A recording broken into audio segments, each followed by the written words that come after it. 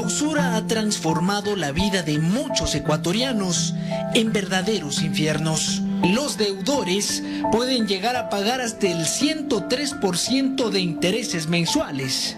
Es decir, anualmente, el chulco puede llegar a costar 1.238 veces más que el préstamo inicial. Quedamos en la calle todos, ¿no? Porque será la casa de mi madre y de nosotros. El dinero que se pidió fue para traer el cuerpo de un hermano que falleció. Y bueno, siempre con amenazas, con miedo, porque los usureros no son personas de bien. Siempre tienen sus matones o su gente que amenaza. A pesar de ser ilegal, miles de ecuatorianos han perdido sus patrimonios en mano de los llamados chulqueros. Más adelante, un reportaje especial.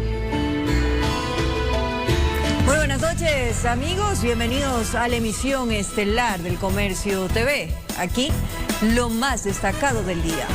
En video quedó registrado el asesinato a tiros de una mujer en el sector de Carapungo. El crimen ocurrió el pasado fin de semana.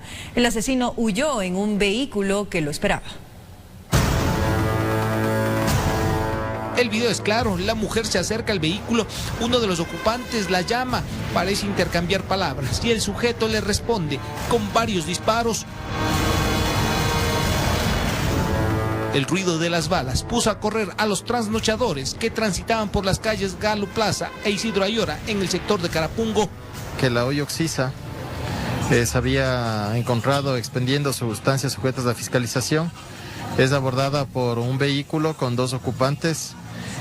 Minutos después se produce una especie de discusión en donde ella recibe aproximadamente 6 impactos por arma de fuego en diferentes partes del cuerpo. El video grabado por una cámara de seguridad privada se ha convertido en herramienta fundamental para seguir el rastro del asesino y sus cómplices. El cuerpo quedó tendido en el asfalto. Los disparos terminaron con la vida de la señora de 40 años de edad a los pocos minutos. Nos encontramos trabajando amparados con medios técnicos, tecnológicos, trabajos de campo, que nos orientan a establecer que la presunta motivación sería un ajuste de cuentas derivado del expendio de sustancias sujetas a fiscalización.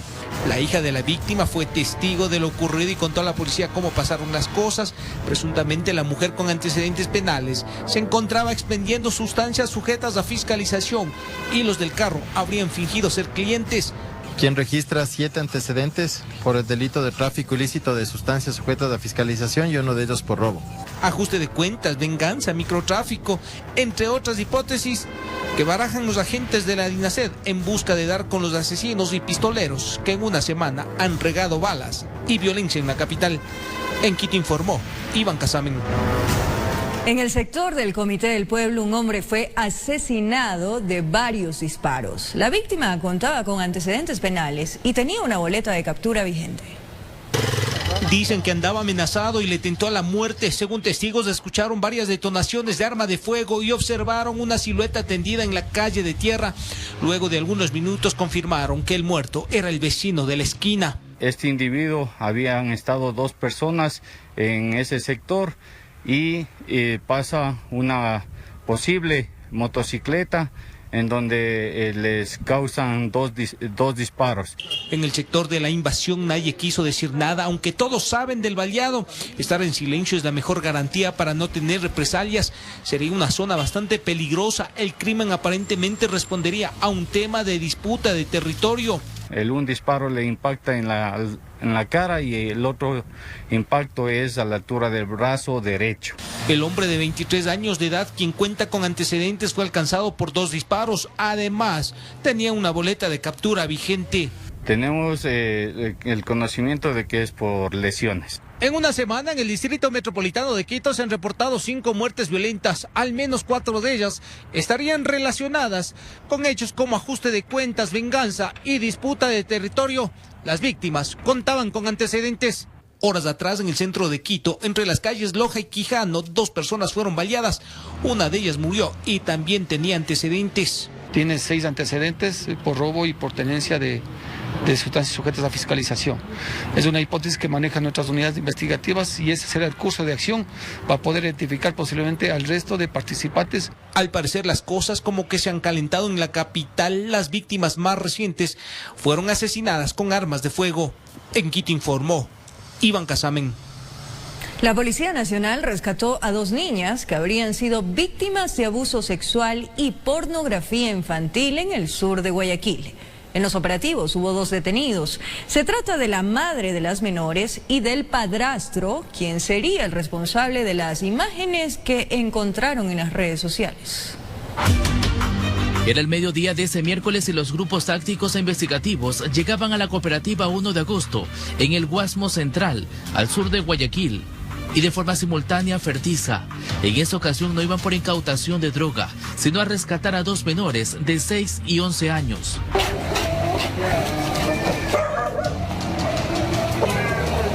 Soy la abuela. ¿A dónde se va? Aquí, vivo aquí. No puede ingresar. ¿Sí, por qué? No puede ¿Pero ingresar. por qué? A quienes las encontraron en el domicilio donde habitaban.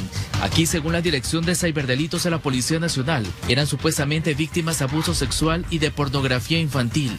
2 personas fueron detenidas.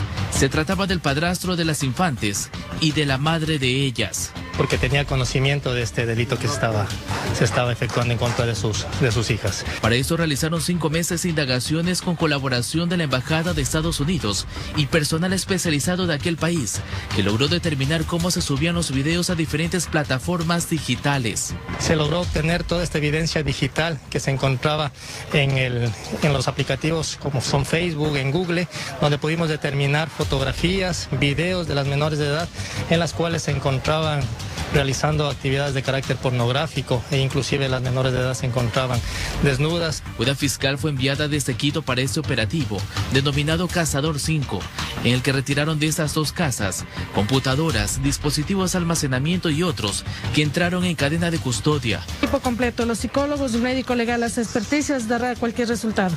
Los detenidos fueron llevados hasta la unidad de vigilancia comunitaria de Los Esteros y posteriormente a la unidad de flagrancia. En cuanto al destino de las pequeñas, después del procedimiento legal, serán entregadas a unos familiares, informó Charlie Pisa. Recorremos el país. En la ciudad de Babahoyo fue detenido un sospechoso de haber abusado sexualmente de una menor de edad. La abuela de la niña de 10 años puso la denuncia por el supuesto delito sexual. Supuestamente aprovechando que era conocido de la familia, se acercó a la menor y en base a engaños la llevó a su casa donde habría abusado sexualmente de la pequeña. Al parecer le gustó lo que hizo. Al siguiente día volvió a repetir el aberrante acto, aprovechando de la indefensa criatura. Este ciudadano era el que le iba a ver en una motocicleta, le llevaba hasta la casa de este ciudadano, el presunto sospechoso. A pesar de las amenazas, la menor tuvo la valentía de contar del hecho a su abuela, quien no dudó en poner la denuncia. Del caso se hicieron cargo agentes de la Unidad Nacional de Investigación contra la Integridad Sexual. En flagrancia lograron la captura del sospechoso de 40 años de edad. En las versiones indica que le puso una cuerda y un trapo en la boquita de la niña y bajo engaños y todo lo que tenía que ver, abusó de ella. El presunto delito sexual se registró en la parroquia La Unión de la ciudad de Babahoyo. El sospechoso fue detenido cuando caminaba por una de las calles del sector rural. Se realizó una investigación minuciosa, dando así y localizando al ciudadano que presuntamente había sido el causante de este delito. Las investigaciones y los exámenes psicológicos y ginecológicos serán los que revelen qué pasó y el nivel de responsabilidad del detenido. En Quito informó Iván Casamén.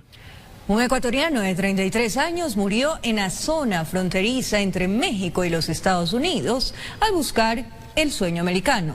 Él adquirió una deuda de más de $35.000. Su familia está desesperada y piden ayuda para repatriar el cadáver. Quien usted ve en estas fotografías es Ángel Alfonso Arpi, oriundo de Cuenca, migrante de 33 años que arriesgó su vida en su intento por llegar a los Estados Unidos. Lo último que se supo es que se desmayó en el desierto de Nuevo México y falleció. Tenía 2 hijos de 7 y 14 años. ¿Por qué? ¿Por qué le tuvo que pasar esto? Mi hija, la de 14 años, ella está traumada. En casa de este hombre hay dolor. Hay tantas preguntas con pocas respuestas, desesperación en un hogar que hoy se queda sin un padre, y es que quizá todo hubiese sido diferente si a lo mejor decidía no viajar. Pero la situación económica de este trabajador informal no le dejó otra opción. se empeñó en hacerlo. Él sí iba, sí trabajaba horitas, ganaba $10, una horita, sí, o sea, yo qué le digo, él sacaba $20 mínimo para la comida. De los que viajan, solamente ellos saben lo que se vive en la frontera y Ángel, en su calidad de mojado, como les dicen a los ilegales, tuvo que vivirlo en carne propia en su intento por no morir deshidratado, pero de nada le sirvió eso. Sin agua. Nada, porque inclusive mi esposo ha tenido que tomar hasta la misma orina de él. Viajaba con familiares, su situación se agravaba en medio de tierras desconocidas hasta que su corazón y su vida se detuvieron, dejando desolación a su paso. Ya han descansado ya para hacerle el levantón, mi esposo se cae al piso y mi sobrino le alza y le empieza a dar las convulsiones y haciéndose morado los labios. La deuda que adquirió este hombre sobrepasa los $35,000 y no saben de dónde sacar dinero para pagarla. Señor, que le ayuden con un trapito para mi sobrina para que pueda mantenerse a los hijos. La familia ya colocó una capilla ardiente en su vivienda, esperando que las autoridades ayuden a repatriar el cuerpo porque lo que menos hay es dinero. Que me ayuden porque yo no tengo las posibilidades para poder pagar. Ángel Alfonso se suma a la larga lista de fallecidos en su intento por cumplir el sueño americano. Un sueño donde se dibujan alegrías e ilusiones, pero que al final del día solo dejan lágrimas y familias destrozadas. Informó Marilyn Jaramillo. Agentes de la Policía Judicial dieron con el paradero de 2 estruchadores de carros que operaban en Guayaquil y Durán. Una de sus víctimas los identificó. Una víctima de estos sujetos colaboró con un dato importante para la policía, pues alcanzó a ver a los zampones que huían a bordo de un auto después de haber estruchado su carro en el norte de Guayaquil, y el afectado anotó la placa. Entonces los agentes emprendieron la búsqueda. Van Borja, por los parqueaderos. Estos tipos aparentemente están observando, viendo la oportunidad de los vehículos que se encuentran estacionados en dichos lugares y proceden al estruche. Hasta que los capturaron en el cantón Durán, donde aparentemente residen. Al momento de hacer un registro al vehículo se encontraron herramientas donde posiblemente son utilizadas para poder abrir los vehículos, estrucharlos y poder llevársele las pertenencias. Pero no son novatos en los robos y todo se puso en conocimiento de las autoridades para que puedan ser procesados. Cabe recalcar que las personas hoy aprendidas, una tiene 15 detenciones, otra consta con 5 detenciones. Informó Adriana Peralta. La Policía Nacional realizó un mega operativo de control en uno de los sectores más peligrosos del sur de Guayaquil. Durante la intervención, los uniformados detuvieron a varias personas y decomisaron dosis de drogas. Evitar el microtráfico de drogas y muertes violentas es el objetivo de este tipo de intervenciones. En esta ocasión, 300 uniformados de la Unidad de Mantenimiento del Orden patrullaron las calles de los sectores más peligrosos del sur de Guayaquil, entre ellos los Guasmos y Esteros. Estamos efectivamente en la Santiaguito de Roldós, esto es en el distrito Esteros. Esto normalmente se lo conoce como el Parque de los Bichos. Vemos con tanta tristeza la cantidad de seres humanos que viven en la miseria, producto de la droga, consumidores que necesitan urgente atención médica, de gente especializada. Con qué tristeza que la gente que vive alrededor menciona que muchas veces lo han solicitado ya la presencia de MIES, de salud, de instituciones que son las responsables, pero hasta hoy no han venido hacia acá. Los sectores pertenecen al Distrito Sur, el más crítico del país, donde han asesinado aproximadamente a 100 personas en lo que va del presente año. En esta ocasión, la redada dio resultados. Hemos tenido alrededor casi ya de 19 detenidos, varias armas incautadas, también se ha recuperado drogas, se ha recuperado cuchillos. Llevamos 5 días de diferentes sectores y no se ha suscitado muertes violentas mientras estemos nosotros en esos sitios. El operativo contó con la participación del aeropolicial y agentes de civil, informó Jorge Salazar.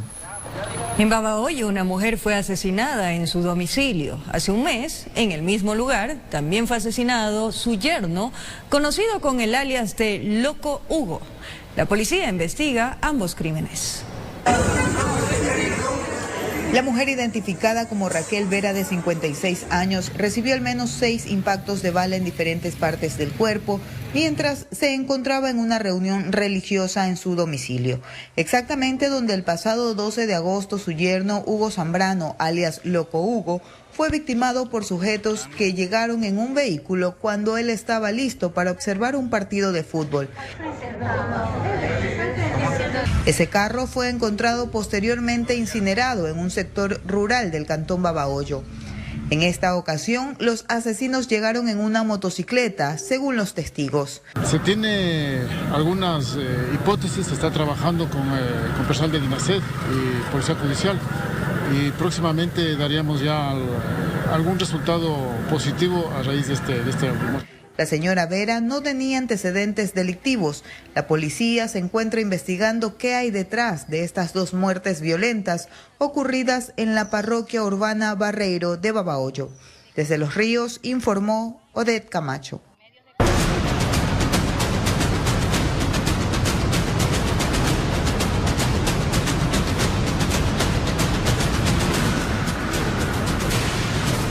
A pesar de que la usura es sancionada en el Ecuador, esta se ha convertido en una de las prácticas más comunes. En el país existen miles de víctimas quienes han perdido todo su patrimonio a manos de los prestamistas. En la siguiente nota les contamos la historia de una de ellas.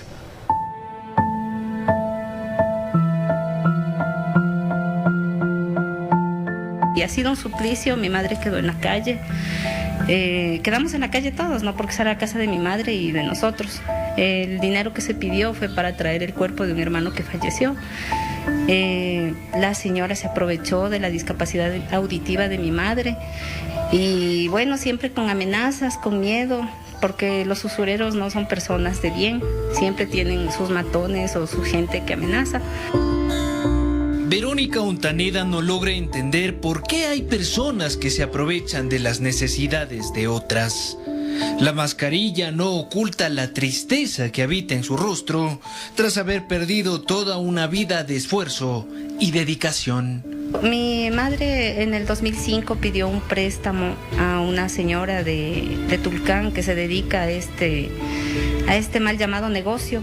Le pidió $10,000, le hizo firmar una compra-venta de la casa con un abogado y al tiempo la señora remató la casa de mi mamá, no por los $10,000, sino por un valor superior. La usura ha transformado la vida de muchos ecuatorianos en verdaderos infiernos. Un estudio reciente indica que los deudores pueden llegar a pagar hasta el 103% de intereses mensuales. Es decir, anualmente, el chulco puede llegar a costar 1.238 veces más que el préstamo inicial. Terminamos pagando 4 o 5 veces más de lo que se le pidió, porque sí, el interés era bien alto, era más del 20%. Parece imposible que se pueda pagar tanto. No es lógico que las deudas operen de una forma tan desmedida.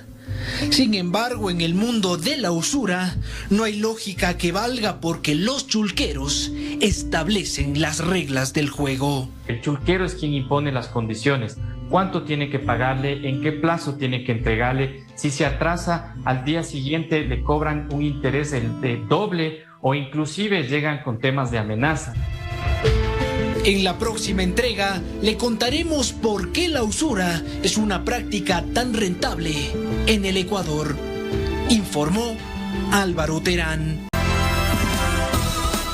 Gracias por seguir en sintonía de la emisión estelar del Comercio TV. En la capital de la República, centrales sindicales, colectivos sociales y representantes del movimiento indígena participaron de la marcha del Frente Unitario de Trabajadores. Allí se advirtió al gobierno nacional que un nuevo octubre regresa tras la cruda realidad que vive el pueblo ecuatoriano.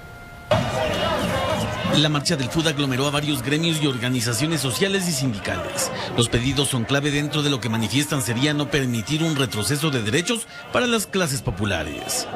Le hemos dicho que No se puede hacer una ley paralela al Código del Trabajo, se debe tener una sola ley, porque Ecuador es único, no podemos tener trabajadores clase A, trabajadores clase B. Además exponen otras exigencias al gobierno basadas en posiciones de no privatización. Cese inmediato el incremento del precio de los combustibles y terminar con la minería a gran escala. Nosotros hemos entregado la predisposición por escrito de sentarse a discutir con el presidente Lasso. Sin embargo, no ha habido la voluntad. Desde el mes de junio están los escritos presentes. Igualmente al ministro Donoso. Aseguran que es indispensable el diálogo con el gobierno nacional. Sin embargo, dicen que de no existir una apertura por parte del Ejecutivo, las protestas se radicalizarán. ¡No nos asfixian más, compañeras y compañeros! ¡Nuevo octubre vuelve, compañeras y compañeros! Es inaudito en este momento aceptarla que el incremento al precio de los combustibles haya encarecido la vida. Ante sus anuncios, aún se guarda una esperanza de mantener reuniones que permitan brindar una salida a los problemas económicos de la población. Es así que una primera reunión estaría próxima a efectuarse. A ver, lo que hay es una invitación de parte de la señora ministra del Gobierno, Alexandra Vela, en el sentido de que quiere tener una reunión con el Frente Unitario de Trabajadores, y nosotros le hemos dicho que sí, vamos a ir a esa reunión, pero todavía no nos ha concretado la hora que nos recibe. Está propuesta supuestamente para el día de mañana. Explicaron que así se concreta esta primera reunión con la ministra de Gobierno, se mantiene firme su pedido de mantener un diálogo con el presidente de la República, pues manifiestan que es él el que debe responder sobre los pedidos de los sectores populares. Informó Javier Rosero. Varios enfrentamientos entre agricultores y agentes de la Policía Nacional se registraron durante la protesta de este miércoles, en rechazo al actual precio de la saca del arroz. Los disturbios se suscitaron en la vía Daule-Santa Lucía, en la provincia del Guayas.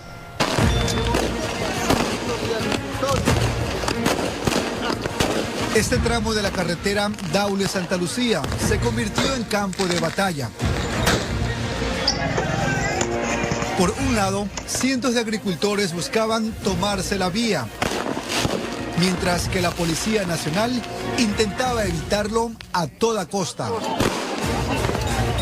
Fuimos atacados hombres y mujeres agricultores aquí, no respetaron ni por ser mujeres, nos agredieron los policías. Es un agravado de explosión múltiple, eso no es para correr a la gente, eso es para matar al ciudadano, al arrocero ecuatoriano. El uso de bombas lacrimógenas, pirotecnia, palos y piedras dejó al menos 3 personas heridas. Se trata de 2 protestantes y un uniformado. La actitud de aquí de las personas ha sido bastante agresiva. Como usted ve, la vía está llena de piedras y con material pirotécnico. ¿Ustedes cómo se están defendiendo? Bueno, obviamente ha sido necesaria la utilización de material CS. Las manifestaciones en ese punto de la provincia del Guayas fueron protagonizadas por productores arroceros que reclaman por el precio actual de la saca de arroz. Ya es como la quinta vez que nosotros salimos a protestar y a defender nuestros derechos como agricultores. Nos impusieron un precio de arroz de 30 y 32 dólares que hasta el día de hoy se cumple. Queremos enfáticamente pedirle al señor Lasso que nos dé sacando a la ministra. Queremos realmente en esa cartera de Estado alguien que sepa. Los cierres de vías duraron aproximadamente 5 horas y se registraron también en otros sectores como Petrillo, la T de Salitre, varios tramos de la vía a San Borondón y en la entrada a 3 postes. Cerramos la vía porque está el precio del arroz muy barato. Está demasiado caro la urea, los abonos, hasta la gasolina cada 15 días la sigue subiendo. Y para sacar nuestros productos al mercado uno tiene que pagar gasolina. Finalmente la medida fue levantada cerca del mediodía, luego de que la Secretaría Nacional de Comunicación de la Presidencia anunciara la separación de la ministra de Agricultura y Ganadería, Tangi Vera. Informó Jorge Salazar.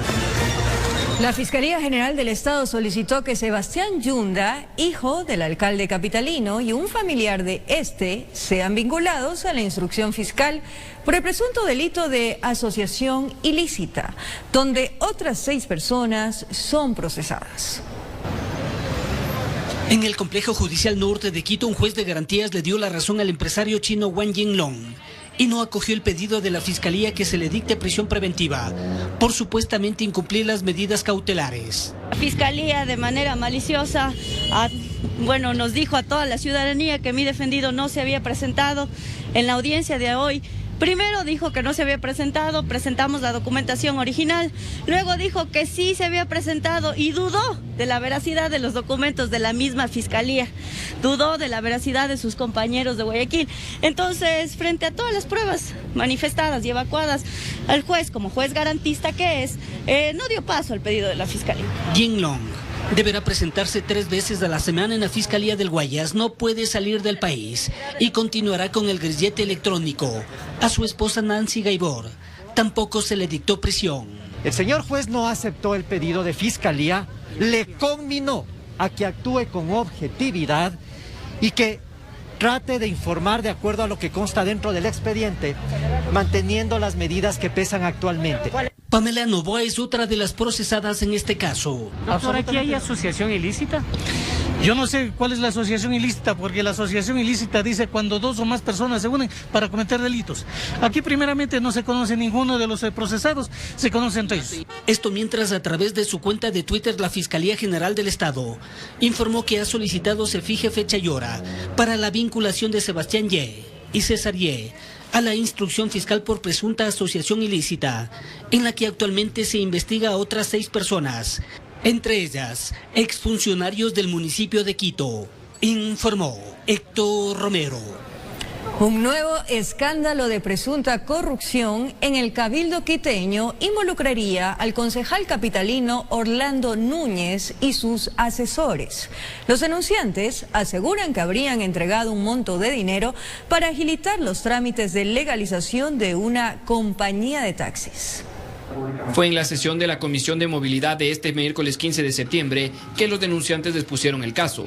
Dicen que desde noviembre del 2020 los representantes de la compañía de taxis Sangay S.A. habría tenido conversaciones con personal cercano al concejal Orlando Núñez, quienes supuestamente les ofrecían ayudarles en su proceso de legalización a cambio de dinero. Un socio de nosotros nos vino a presentar al señor Mauricio Núñez y a la doctora Janel Lascano, que nos iban a ayudar para poder obtener nuestro anhelado permiso de operación. Se quedó en la primera conversación que nos iban a cobrar $800. Indican que inclusive les habrían solicitado una donación de víveres para la entrega de kits solidarios por la pandemia.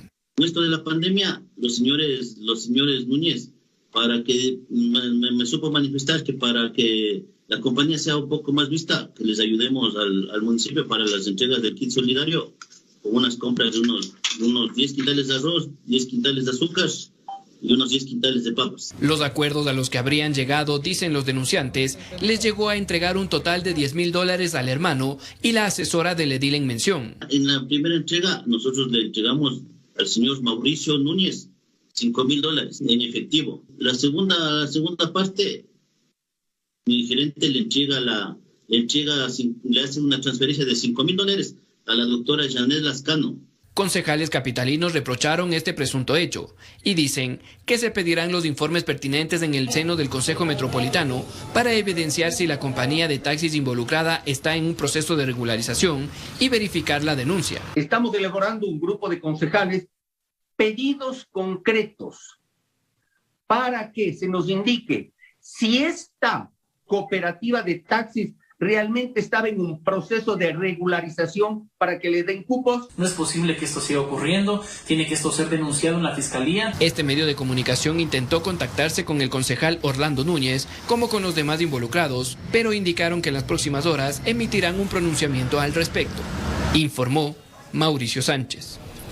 El asambleísta de Izquierda Democrática, Egner Recalde, señalado por presuntamente solicitar dinero a miembros de su despacho, desmiente acusaciones en su contra y asegura que quienes intentan sacarlo de la Asamblea Nacional tienen intereses oscuros. El asambleísta de Izquierda Democrática Egner Recalde respondió a las denuncias presentadas en su contra. Esto luego de que su propio partido denunciara a su asesor ante la Fiscalía General del Estado por el presunto delito de concusión. No he participado en ningún acto de corrupción, no he solicitado diezmos a nadie. La bancada de Izquierda Democrática habría recibido un CD con audios en los que el asesor del asambleísta Recalde habría solicitado dinero a miembros de su despacho. Desconozco esos audios, pero lo único que me informaron que van a hacer una actividad en Navidad y van a alquilar un local, lo cual yo desconozco si han solicitado algún tipo de dinero. Y en lo personal no le he solicitado. En otro audio podemos escuchar al asambleísta confirmando el hecho de que ha recibido estos dineros por parte de su despacho y en el que está nuevamente aclarando de que hay que cobrar. Mis asesores me han manifestado de que no es mi voz. Además, el que nada debe, nada teme. Y estoy dispuesto a someterme a las investigaciones que sean del caso. Contra el asambleísta se presentó una denuncia en el Comité de Ética de la Asamblea Nacional para que se lo investigue. Por incumplir con sus funciones, tal como establece la Ley Orgánica de la Función Legislativa, por recibir dineros por funcionarios parte de su despacho. Nosotros hemos conversado también con algunos miembros del despacho y nos han confirmado esto. Este sería otro de los casos de presuntos actos de corrupción que suena en la Casa Legislativa.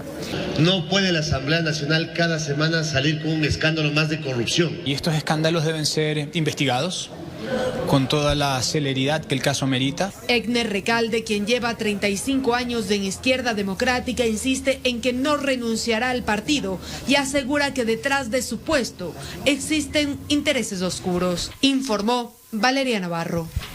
Tras la censura y destitución de Freddy Carrión, Zaida Rovira seguirá como defensora del pueblo subrogante hasta que el Consejo de Participación Ciudadana y Control Social designe a una nueva autoridad encargada y convoque a un concurso público para seleccionar al titular definitivo.